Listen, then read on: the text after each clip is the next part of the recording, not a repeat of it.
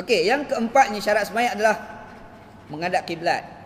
Sembahyang ni mesti menghadap ke arah kiblat. Apa makna kiblat? Ini ialah syarat sah sembahyang yang keempat. Maksud kiblat ialah bangunan Kaabah itu sendiri. Ini bermakna dia hendaklah menghadap ke arah kiblat. Kita sembahyang ni pastikan hati kita ni letak satu zon, satu sengkaan, satu tanggapan bahawasanya kita ni sedang menghadap ke arah Kaabah. Macam tu kena ada dalam hati kita. Menghadap ke arah Kaabah. Dia kiblat ni di depan Kaabah yakin 100%. Di lain di depan Kaabah zon, sengkaan 70-80% macam tu hati kita. Sebab kalau kita di depan Kaabah, kalau kita rasa zon lagi itu pelik. Sebab Kaabah depan kita.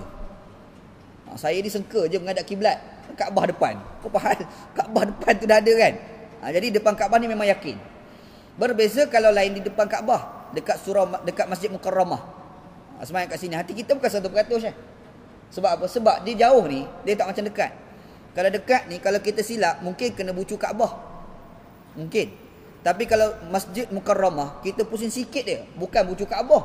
Mungkin sampai ke India. Mungkin lah. Mungkin sampai ke Lebanon. Mana tahu. Sampai ke Palestin, sampai ke Mesir, sampai ke England, sampai ke Eropah. Habis sampai dah kan. Kalau kita silap sikit. Disebabkan jauh ni, ejak sikit pun dah lari. Sebab itu, lain daripada Kaabah ni, lain depan Kaabah, macam Masjid Mukarramah kita ni semayang, kiblat ini hanya zan, bukan yakin. Sebab itu, kalau salah kiblat di depan Kaabah, selesai semayang, kena ulang balik semayang. Depan Kaabah balik salah kiblat tu teruk sangat dia tu. Salam, lepas semayang, salam Assalamualaikum, zikir. Orang tanya, buat apa Syekh? Semayang. Woi, kiblat kat belakang dia paling, astagfirullah, anak tak nampak Kaabah. Allah, teruknya kau. Kan? Kalau orang macam tu dia dah selesai semayang, semayang dia tu tak sah, dia kena semayang lain. Salah kiblat di depan Kaabah. Berbeza kalau salah kiblat dekat Masjid Mukarramah. Dia lain sikit. Dia mari semayang kat Masjid Mukarramah ni, kita tahu kat mana kiblat. Contohlah ni. Cari. Rembat je lah. Aku rasa ni tengok dengan sejadah ni kat sana kot. Ke sana dia semayang.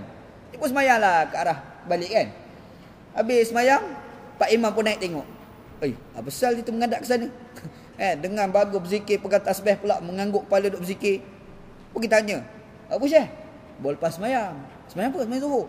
Hai, Zuhur, kau tahu tak kiblat ke sana, bukan sana? Astaghfirullahalazim. Ana tak tahu. Disebabkan kita bagi tahu selesai dia semayang, semayang je dah sah, tak payah semayang lain lah. Sebab apa? Sebab lain di depan Kaabah. Isu dia lain di depan Kaabah, gitu. Hukum ni senang nak faham insya-Allah. Depan Kaabah, kalau salah kiblat, anda rasa bukan kita lah, orang lain pun kata ni gila dah ni. Depan Kaabah pun silap kan. Memang teruk Hukum ni mudah insya-Allah.